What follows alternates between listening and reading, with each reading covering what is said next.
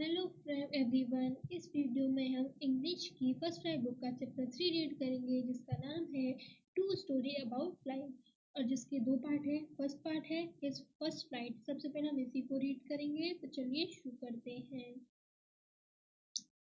The young seagull was alone on his ladder.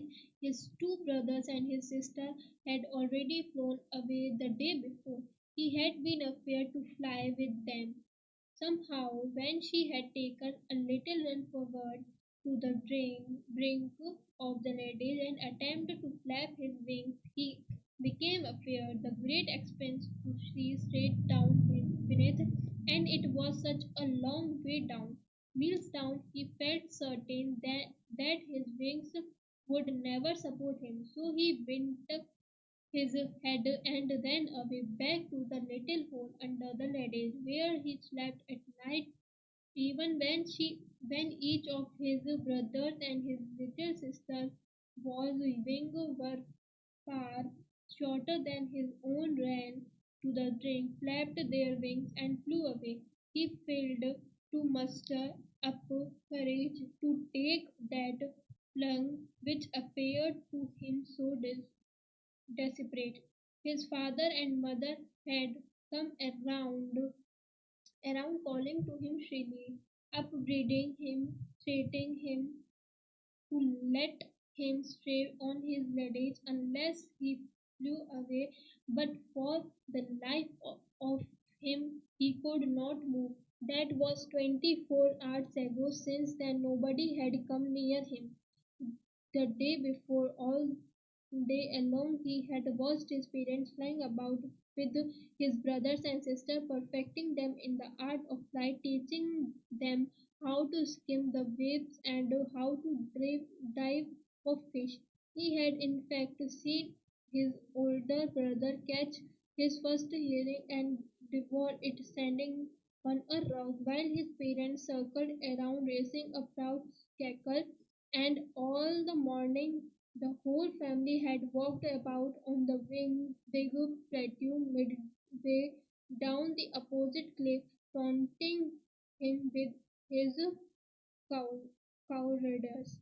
The sun was now ascending the sky, blazing on his ladder that faced the south. He felt that the heat because he had no eaten since the previous nightfall. He stepped slowly out to the brink of the ladder and standing on one leg with the other leg hidden under his wings, he closed one eye, then the other, and prevented to be falling asleep. Still, they took no notice of him. He saw his two brothers and his sister lying on the plateau, dozing with other heads sunk into their necks. His father was pinning the feathers on his white back. Only his mother was looking at him. She was standing on a little high hump on the plateau, her white breast thrust forward. Now and again she tore at a piece of fish that lay at her feet and then scraped each side of her beak on the rock. The sight of the food uh, amended him. Now he loved to tear food that way, scraping his beak now and again to wet it. Ga ga ga, he cried, begging her to bring him some food. Ga call, she screamed back deservedly, but he kept calling prevently, and after a minute or so he uttered a joyful scream. His mother had picked up a piece of the fish and was flying across to him with it. He leaned out. He leaned out eagerly, tapping the rock with his feet, trying to get near to her as she flew across. But when she was just opposite to him, she halted, her wings motionless, the piece of the fish in her beak almost within reach of his beak. He waited a moment in surprise, wondering why she did not come near, and then, minded by hunger, he dipped and the fish with a loud scream. He fell outwards and downwards into space. Then a monster terrier seized him and his heart stood still. He could hear nothing, but it only lasted a minute. The next moment he felt his wings spread outward. The mind brushed against his waist feathers, then under his stomach and against his wings. He could feel the tips on his wings cutting through the air. He was not falling headlong now. He was soaring gradually downwards and outwards. He was no longer afraid. He just felt a bit dizzy. Then he flapped his wings once and he soared upwards.